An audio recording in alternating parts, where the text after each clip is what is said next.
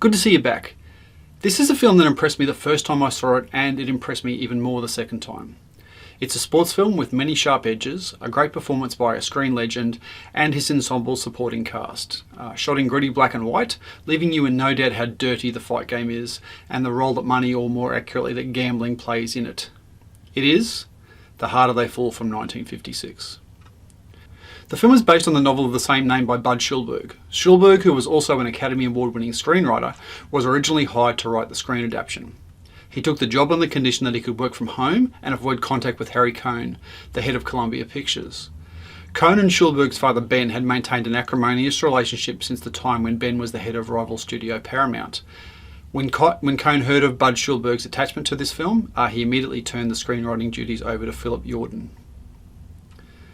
This film has many boxing industry connections. The story is loosely based on the career of fighter Primo Carnera.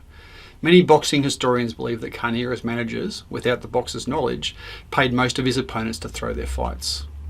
Carnera unsuccessfully sued the filmmakers for damaging his reputation by implying that he was involved in fixed fights. The character of Eddie Wills, played by Humphrey Bogart, is based upon the career of writer and event promoter Harold Conrad. Mike Lane played Toro Marino, the character based on Primo Carnera. He was a professional wrestler from 1952 to 1959, weighed 125 kilograms, and was just over 2 meters tall. His imposing presence combined with his ungainly manner was perfect casting for the role. Max Baer, a one-time heavyweight champion of the world, played the role of fighter Buddy Brennan, Toro's opponent in the title fight. The casting was no accident, as Baer won the World Heavyweight Championship after defeating Primo Carnera.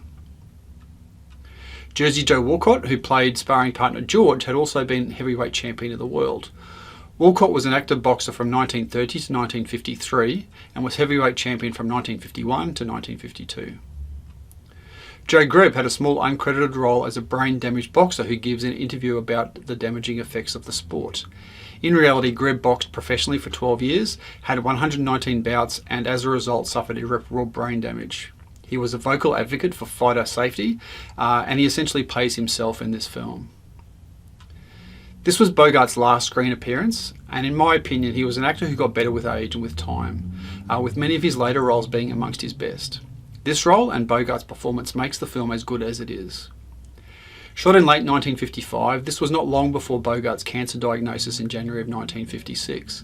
At times during the film, Bogart does not look well, which adds to how well his character comes across, as a man who is jaded and sickened by what he sees in the fight game. In some versions of the film, the story ends with Bogart writing an expose that expresses his feelings that the sport of boxing should be totally outlawed. This alternate ending did not have the approval of author Budd Schulberg, who actually thought boxing was a positive influence if it could be freed from corruption.